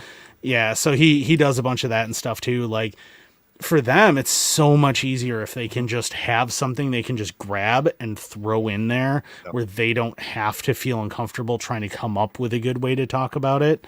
It's because it is, I mean, even for the people who care about it, it's an uncomfortable subject. It is. It's well, here's the flip side of it though too, right? Is like I relieve stress from shooting, right? Like I think a lot of people do, right? Lead therapy. Mm-hmm. Like for a lot of us, our firearm is our mental health, our way to let loose a little bit and not, because when you're on the range, you're not thinking about life's problems. You're shooting, you're aiming, you're focused, right? But and I think we were really clunky with it, right? Because there was also this belief that like, hey, if you talk about this stuff, you like might manifest it, right? Like you don't want to talk about suicide to people, and what we learned over the years is that was wrong, right? Just because you talk about suicide to someone doesn't mean that they're going to go do that. But it once again, we have so much, we talk about the stigma. There's so much stuff that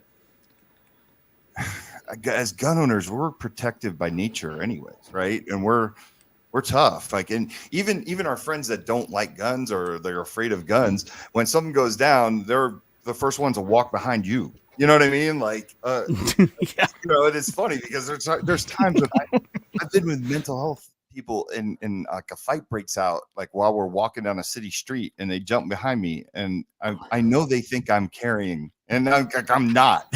You know what I mean? But, yeah, like, dude, I'm drinking too. I don't have a gun on me. What is wrong with you? But I'm like, I'm not going to say anything, but it's funny that they think, but once again, they're bestowing me onto me this power that they think I have. You know what I mean? And I think we do it a lot as gun people. We can't be weak. We have something to lose. We're the sheepdogs, right? Like, well, look at me and Jason's friend, John Hurley. Yeah, Johnny John Hurley, Hurley out Colorado. there in Aurora, Colorado. Mass shooter. Guy walked up behind a cop and shot him with the 12 gauge. Went back to his truck, grabbed the AR, and was waiting for the cops. And our buddy Johnny Hurley stepped out of Army surplus store with a pistol, braced against the wall, took the shooter out, and he went over and cleared the shooter, and he picked up the shooter's rifle and was taking the magazine out of it, and a cop rolled up and shot him from behind, thinking that he was the shooter. Yeah, kill him. Yeah. But no hesitation on his part. Like that is what the case is like you feel that obligation when you're caring, when you know you have the means to defend people, you feel like I have to defend those people. Like that is my obligation. That is, even if I didn't literally take an oath when I got my CCW to defend those weaker than me, I'm still obligated to do that because that's the whole reason I'm carrying this firearm. Right. Yeah. It's good. Go ahead. No, go ahead. I was gonna go back to your buddy Jake. We're so polite to each other. I was gonna bring up your buddy Jake again. One of the other things that he said in that Connie Ray episode, he talked about Glasser's 5 needs, right? Which is like survival, loving, belonging, connection, power, freedom, autonomy, and fun. Right? Firearms belong in all of those categories, or can be a part of all those categories, right?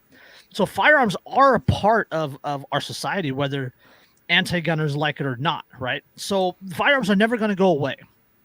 And we, as firearms owners, we have a responsibility not only to ourselves, to our loved ones, but to our community, to advocate for the things that we believe in, right? And firearms, again, they fit in all 5 of these needs that Glasser lays out. So it's our responsibility to paint those in a positive light, right? Right. The anti-gunners, guns are the problem, right? Well, our communities say, well, mental health is the problem. It's up to us, not them, not the anti-gunners, not the people trying to take them away. It's up to us as the people that advocate for firearms to step up and say, hey, mental health is an issue. This is what we're doing. This is how we're starting to take care of it.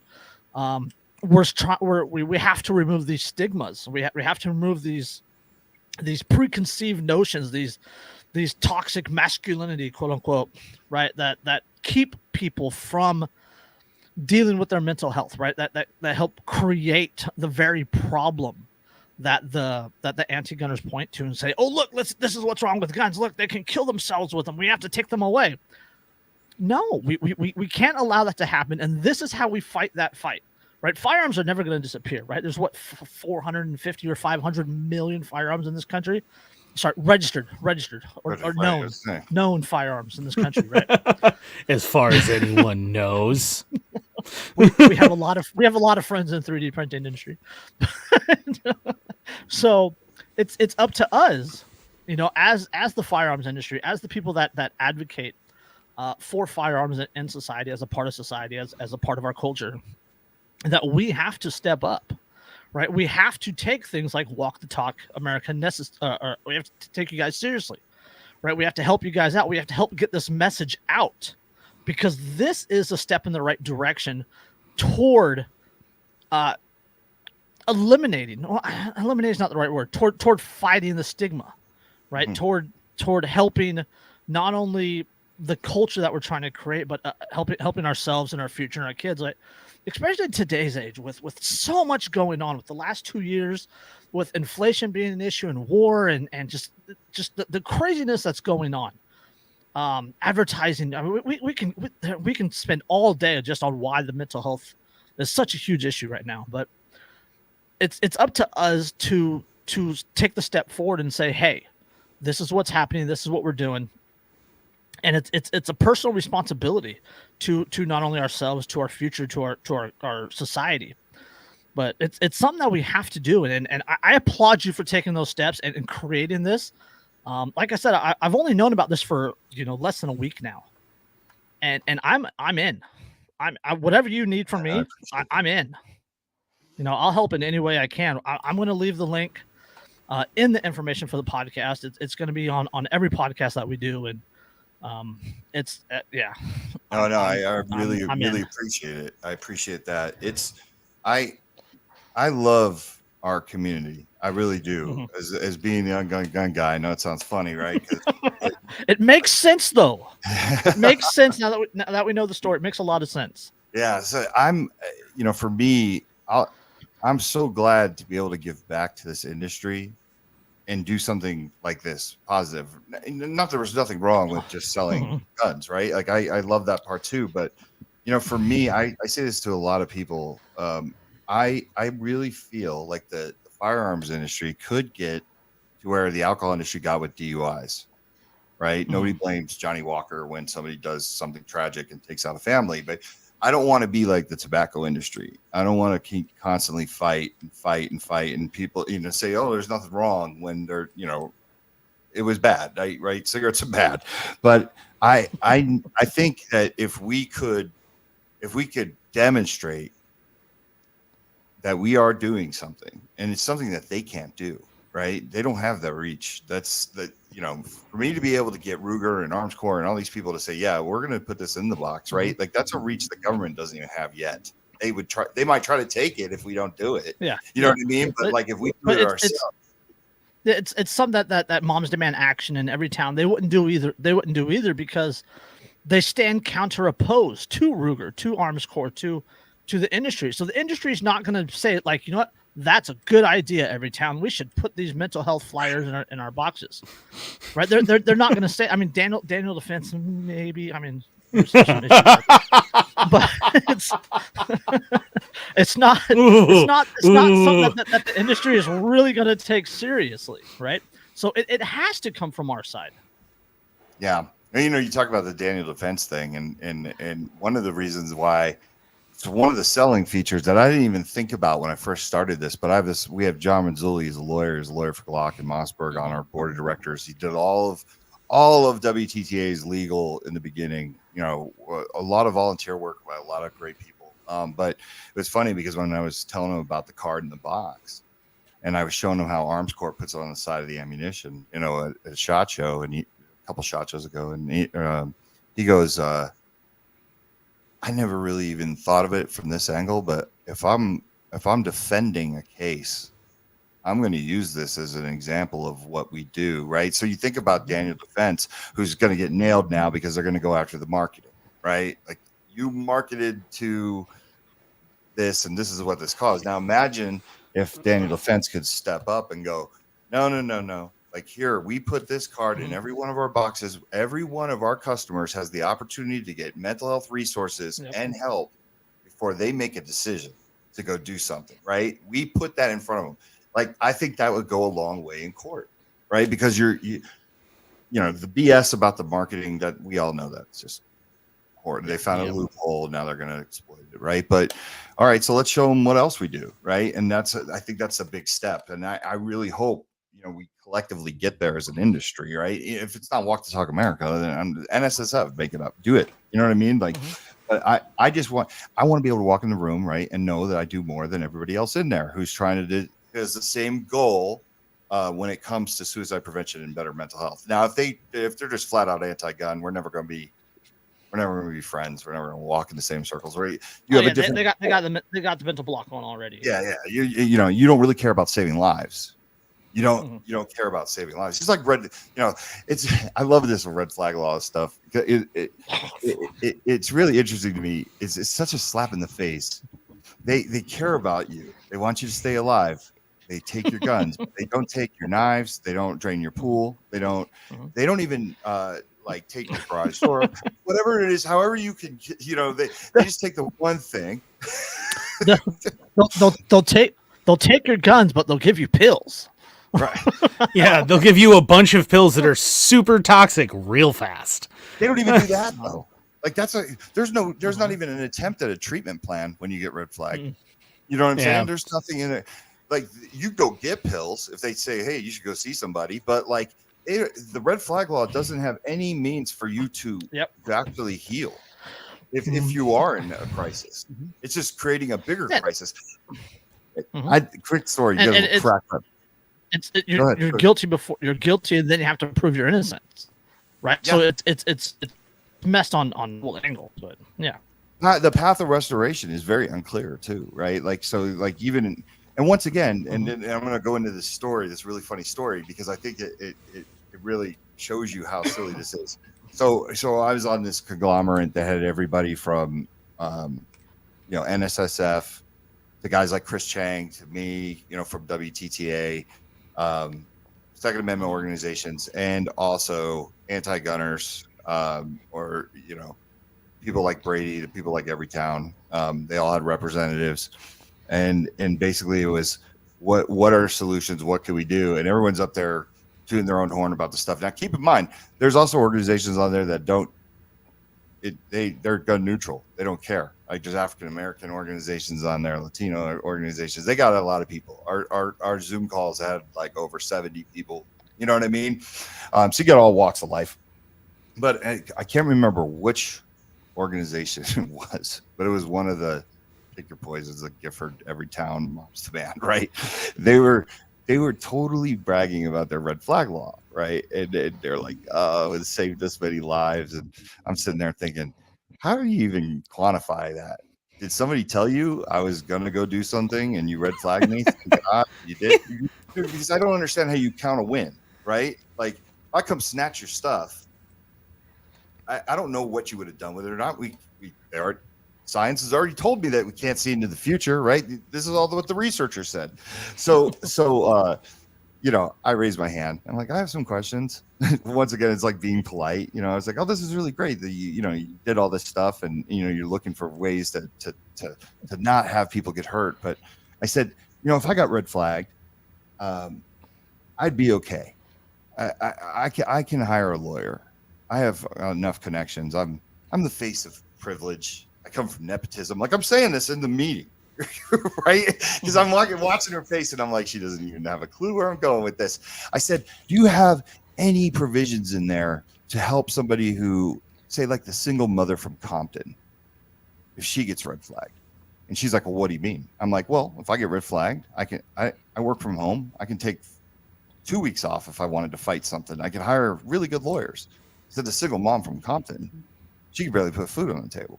You have anything in the red flag there that would help her, like monetarily, so she can get some representation to get her rights? All of a sudden, bing, African American Association that was on there is like, what Mike said? Yeah. Forward, like, yeah, because none of them think about the underprivileged, underserved communities, right? Mm-hmm. Like, let's just make these stupid laws that really are only going to screw over people that are, poor. It doesn't matter what color you are. This is going to get you.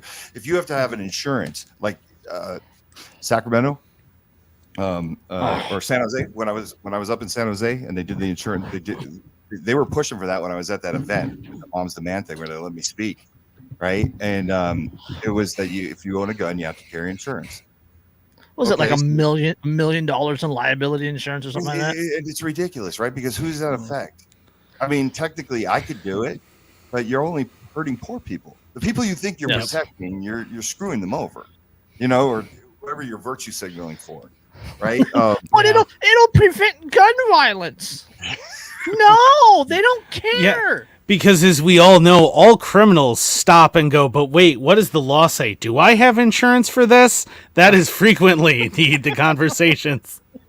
Do you know how smart they are, though, in what they do? Jake and I were sitting there, and this is one of the reasons why I got so angry at our people that were angry that I went up there to speak. Because I was like, if I would have listened to you and not gone up there and did what I did, I wouldn't have learned anything. And I'd still be in this echo chamber. But they did something that was so amazing. They literally had a card, and it had a bunch of QR codes on it. And they were passing them out before she went up to speak. I took one, and Jake was sitting about 45 yards from me. He was like sitting in the seats, and she's just passing them out to everybody. And she gets up, and the first thing she does, she's like, who here wants to end gun violence? Which is the equivalent of me saying to a group of people, who doesn't want puppies to die? Like, there's nobody. Who Like, wants to end racism? Yeah. It's going to be like, I will like the gun violence. I want it to stay. Like, of course, every college kid that's walking by or everybody that's there is going to be like, well, I don't want to, I want to end gun violence. Mhm. She's like, well, here's what you do. Take your phone out. She's like, scan barcode number 1. I'm going to give you a minute to fill out your name, all that stuff.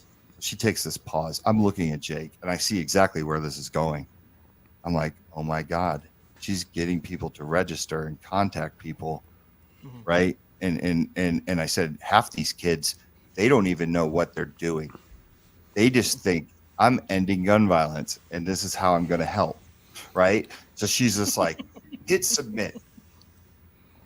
Okay, you just took the first step. Now click the other QR code. She goes down the QR codes. Now now you have all these people in this crowd, thousands, right? And they're all contacting, local politicians, demanding something to be done and driving through. It was brilliant. It was, you see what I'm saying? It was sneaky, but it was a brilliant way for them to get people to join the fight against guns without them really even understanding what they were doing. Yeah, Well, yeah, propaganda is a time-honored tradition in this country. And I mean, that's, and what she was doing there is, is the Mott and Bailey defense, right? Like where the Mott, right? It's based on the Norman Castle, where you had the Bailey, which is the town, and then there's the wall, and there's the big hill, and there's a tower on it, and that's the Mott. And so the Mott is easily defensible. So the Mott, when you make this argument, is, well, I don't like gun violence. So that's an easily defensible thing. But then the Bailey, which isn't as defensible, you then pull people from the defensible down into the indefensible, and they're still associating the two. So then you're like, oh, well, so we should take guns away from law-abiding citizens. Like, that's what you're pulling them down into. And like that's like a trademark thing of the anti-gun lobby, is that they want to do that. They want to do the Mott and Bailey, where they're like, it's a bait and switch, where they're like, oh, well, you don't like gun violence, with no logical connection, therefore take guns away.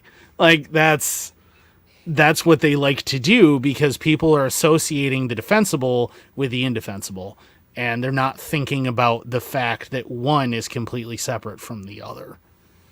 Yeah. And one of the things that came out of that, what they were doing, was that insurance. That was one of the things that they were trying to push while we were there. And it was crazy, because I got interviewed by it was a Mercury, or it was one of the local papers there. And I was Mercury News. There, so it was one of them, and I was really shocked at how fair they were to me. You know what I mean? Like, and I think it's because it was a reporter who didn't know one way or another. She wasn't, you know what I mean? She was just like, oh, this is cool. I love what you do at Walk Talk America, and I love the why, right? Because I'm, reading the comments, right? Like, there's this one said, well, name one gun law that's actually helped the people, or a law that's helped, and there isn't. None of these laws do it. You might be able to make, like I'll play the game. Like maybe a waiting period. If I was in a gun shop and I had suicidal ideation at that moment, right?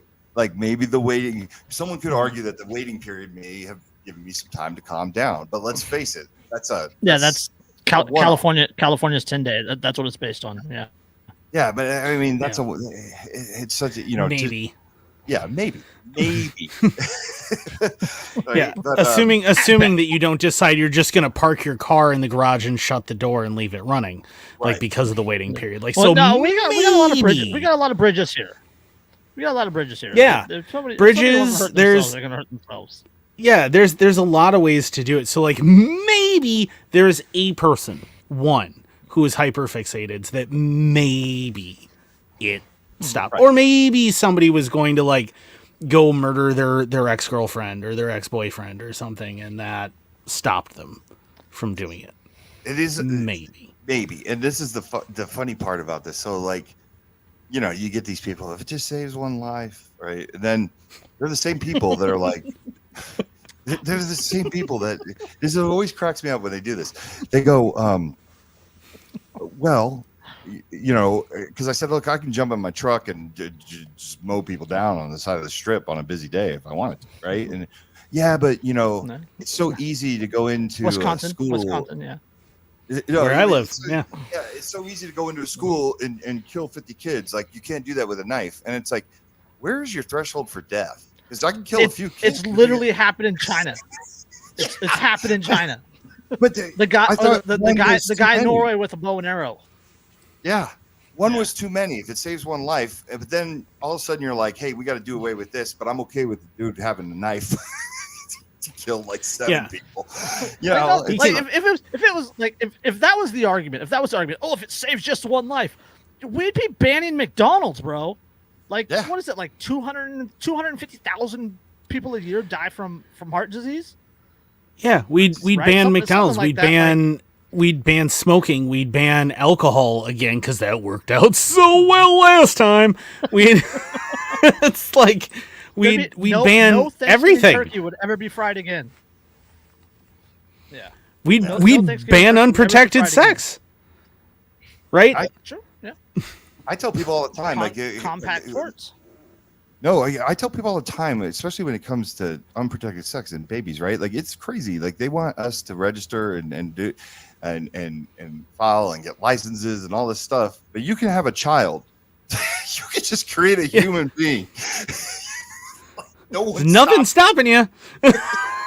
We need you to take 25 courses if you buy a handgun. Like, they're putting this type of legislation on the. Ridiculous. And that child can get a license at 16 or 17 and get behind the wheel of a 3,500-pound object that can go 70 miles an hour. Dude, my daughter is 13 and about to be 14 and just talked to me literally last night about like looking forward to her driver's license. I don't want to think about her getting behind the wheel of a death machine and possibly mowing anybody. Like, oh God. Yeah, that's the thing. But like, I've taken her to the range since she was about 11. She's been going to the range and shooting. So like, I'm not worried about her with a gun. Car though. Yeah. I love my kids. I love my kids to death. But my daughter behind the wheel terrifies the shit out of me. But I'll trust her with an AR-15. Or Glock. I'm the same way. I'm the same way. I got a 15-year-old and a 17-year-old. 17-year-old drives. Sometimes I just gotta accept it, right? Like, he just knuckle it. Here's an interesting one. So a few years ago, they kept doing these active shooter drills at my daughter's school, and of course, because my daughters know who I am, and we talk about it, right? And they ask the right questions and stuff, and it's kind of funny because like my daughter literally almost went into the Dave Chappelle thing without even like knowing that Dave Chappelle had did a bit about an active shooter with his kid, remember? Because she, my daughter was like, it doesn't even make sense. Like, someone could just shoot the window out and just kind of put their hand through and open the door. They're talking about all these things. And it was really interesting because I'm like, do these things freak you out? And she's like, yeah, I think it freaks all of us out, right? Like, we're giving kids anxiety over something that doesn't really happen that often. And I don't mean that when it does, it's not horribly tragic, right? But, when I do speaking engagements, I have this Venn diagram that we post, and it just shows you how little mass shootings are compared to everything else, right? But one of the things I asked her one day, I said, do they teach about fentanyl? And she's like, what is that? And I'm like, that's what's going to kill you, because somebody's going to give it to you at a party, and you're going to have no knowledge of it. And they might not even be giving it to you with bad intention. They might not know there's fentanyl in there either. You know what I mean? But you're drilling for a mass shooter. That's good. They're not teaching you anything. Yeah. Oh yeah. Well, I mean, fentanyl was good. Oh, I was saying fentanyl. Like, there are people mixing it into cocaine. Why would you do that? That's an upper and a down. Why are you? But like, they're doing that. So like, you're under the impression that you're taking an upper, and all of a sudden, nope, sorry, fatal overdose of an opioid. Like, but understanding the risks of that isn't something anybody talks about. And it's not like DARE when we were in school, right? I think almost all of us had DARE stuff. DARE, like that didn't teach anything but like, hey, here's how to recognize what these drugs are, and here's why they're fun. Like, that's all we got out of that. I had Dare and the duck and cover earthquake drills. That's like every Friday it was a duck and cover earthquake drill, and all we heard was Loma Prieta or the fault going off and California falling into the ocean. So it was like, yeah, and it's just like. But then we were in a real bad earthquake. Remember? Yeah. Were you there? Loma Prieta, 1989. Yeah. Yeah, I was at football practice. I was at football practice. I fell down the hill. Okay, so DVC. That's where we practice. Diablo Valley College. Yeah. So I was in West Pittsburgh, Bay Point. Okay, I was a Riverview Middle School. Rebel, Pop Warner, and I Yeah. remember the light poles were shaking, like swaying. You know what I mean? Like, and I was like, oh wow, like we're in a really bad earthquake. But I didn't realize how bad it was until I got home. You know, like the Bay Bridge collapse, and I remember the Giants and the Giants and the A's at the World Series, and they're standing on the field, and the little kids are crying, and But I mean, so at least we dealt with earthquake. I mean, this is what I'm saying. I'd rather them drill them for being aware of the dangers of fentanyl once a week than doing an active shooter drill. I just say, like I said, I think we're freaking people out, you know, that don't need to be freaked out. And my daughter's school this year has already been locked down like 4 times. One of them was an accident, you know, so those are always great texts. I have my daughter text me, Dad, you know, you get that type of stuff. But, you know, they create panic and fear. And this is why people then hate guns, right? Because they're not being introduced to firearms in a healthy way. It's a negative, scary way, you know. It's the same with the mental health. They're not being addressed in a healthy way, right? It like, I'm feeling depressed. Oh, well, here, take these pills and don't do this and don't do that. Okay, you can't have that freedom anymore, dude. Right? It's go. Yeah, especially with men. I mean, with veterans a lot, but I mean with men in general, right? Like men aren't allowed. We're not allowed to show weakness. We're not allowed to have problems. We're not allowed to be like, I need help. Like we societally in the United States, we don't feel like we're allowed to be sad or happy or excited or depressed or anything. Like we're not allowed to have emotions. We're not allowed to need help. We're not allowed to be not strong enough to do something or anything else. Like that's this weird social stigma that's there. And unfortunately, because of what is largely a hyper masculinity of the firearms industry, it's even worse in the firearms world. Right? Like you're not allowed to be vulnerable. You're not allowed to have problems. You have to just, you know, man up. I hate that phrase so much. Just man up. Hashtag be a man. Yeah, be a man. Just man up. And like that's, you know, and that's been used as this phrase as code for like, you're not allowed to hurt. You're not allowed to have problems. You're not allowed to not be okay. And you're not allowed to seek help if you are experiencing those. And you're not allowed to seek help. And I mean, that's the thing, you know, in the firearms industry, I think the firearms culture especially is still so obsessed with just this hyper masculinity thing of like, and it's not true masculinity, right? Like, I mean, that's not real masculinity. Real masculinity does involve emotions and things. Yeah. And a masked masculinity. Yeah, it's, you know, the thing that people call call toxic masculinity, right? Like that's a thing. I don't think it's the thing that the left loves to pretend it is, but like that is a thing. Like it does exist. And unfortunately, the issue is that people in the firearms world, they get so obsessed with this idea that, well, you're not allowed to have any problems, because if you have a single problem, then that means that everyone's going to go, well, you can't be trusted. You can't have a gun. You're clearly a danger.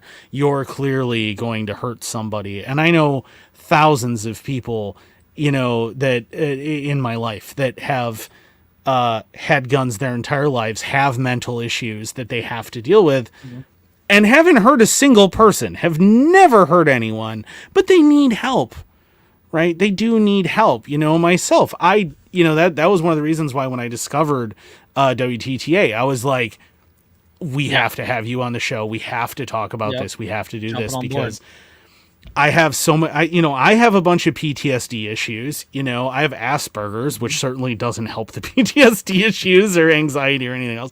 Like I have mental health issues that need to be addressed.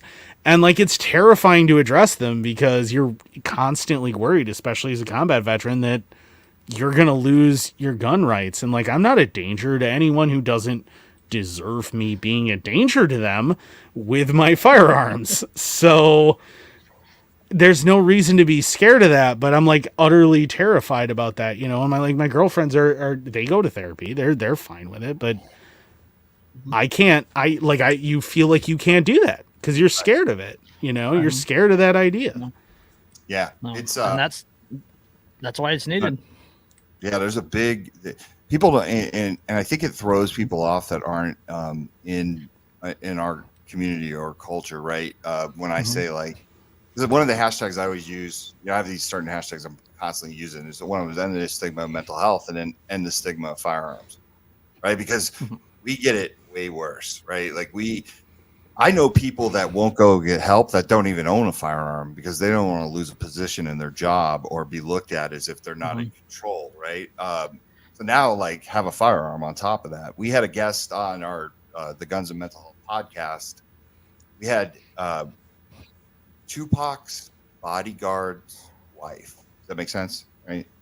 Tupac's bodyguard's wife. So after Tupac was gunned down, this guy walked the earth being the guy who was responsible for not protecting him. And he bore that on his shoulders, right? Oof.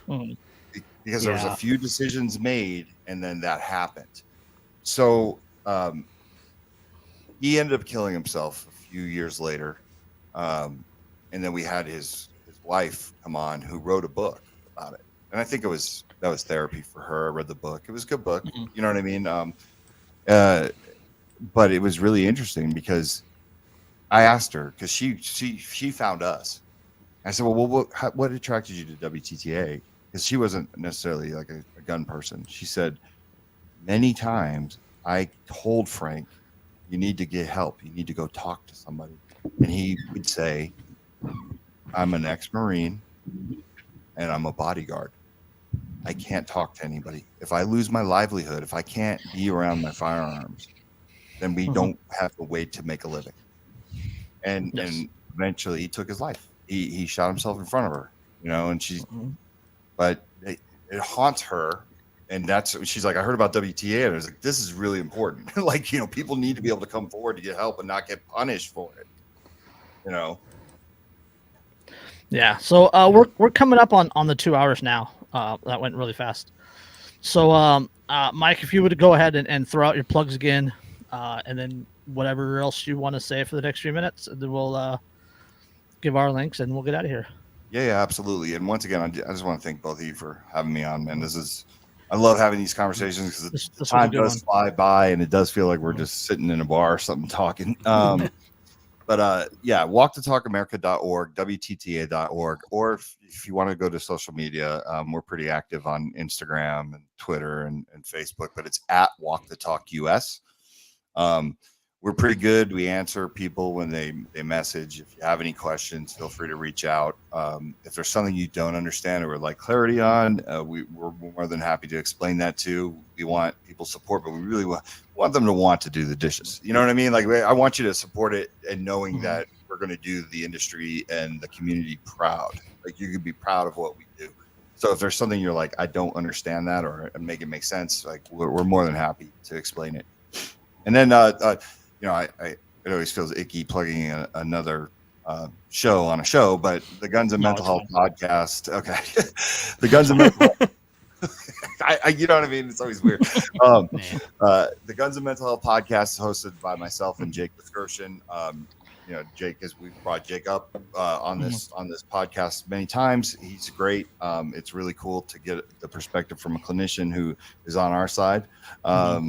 So if you ever want to check that out, you can do that from the WTTA site, but anywhere where guns are available, anywhere where podcasts are available, any podcast platform. But thanks again for having me on, guys. Thank you for coming on. I appreciate what you're doing, and I admire the effort that you're putting into it. It's a fantastic cause, and I'm 100% behind it. The link to the website and to the Connie Ray video that was put out June 2021.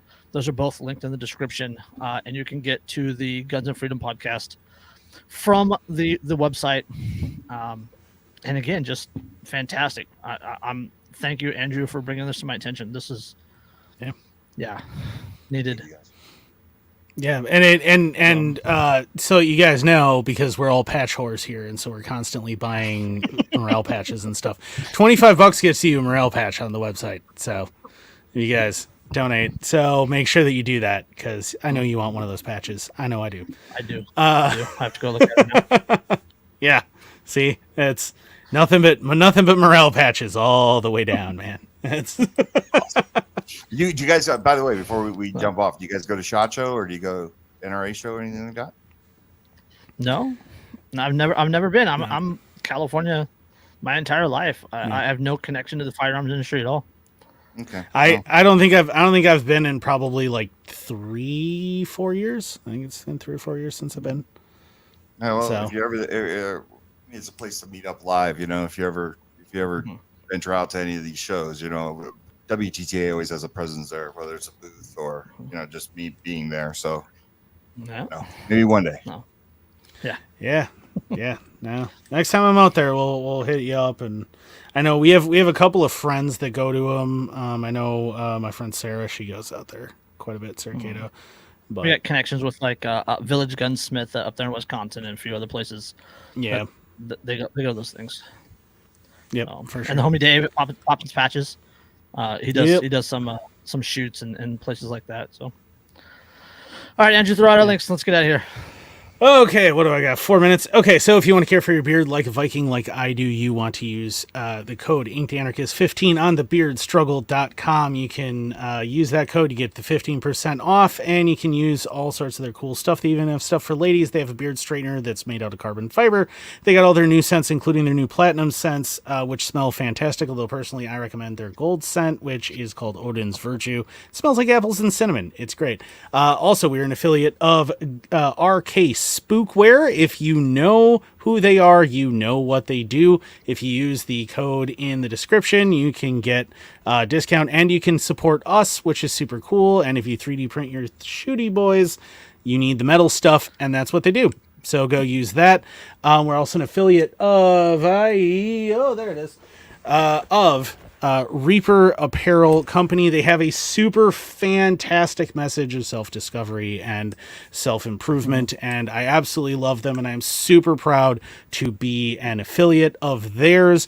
Check them out on Instagram. They have some awesome daily messages. Also, make sure that you take the Broken Not Defeated 10-day challenge. It is super cool, and if you use either code InkTheAnarchist10 or use the affiliate link, you get a discount. You get 10% off if you use the code. You get 15% off if you use the affiliate link. We also have an affiliation with Coffee Brand Coffee from the Quartering. Use the code or there's something. I don't know. It's Chris's thing. I can't remember. On the link. It's in the link tree. It's in the link tree. Use that. Did I forget anybody? I feel like, well, we mentioned Dave, but Dave Poppins Patches. He makes super cool patches. They're PVC. They're super high quality. You love them. They're awesome. They're also full of nostalgia, man. So much nostalgia from a bunch of his patches. He also does our famous, the one that we helped design, the Jolly Roger Star Wars reference pirate flag, which is super awesome. Other than that, check us out on Rumble. Check us out on Odyssey. Don't forget to buy Derica's book, Think for Yourself, Thinking Workbook for Beginners, on Amazon for $10. I think that's all of them. All right, Mike, give us a piece of life advice. Avoid the clap. I cannot argue with that one at all. That is solid life advice. First thing that pops in my head. We'll catch you on the next one. Peace.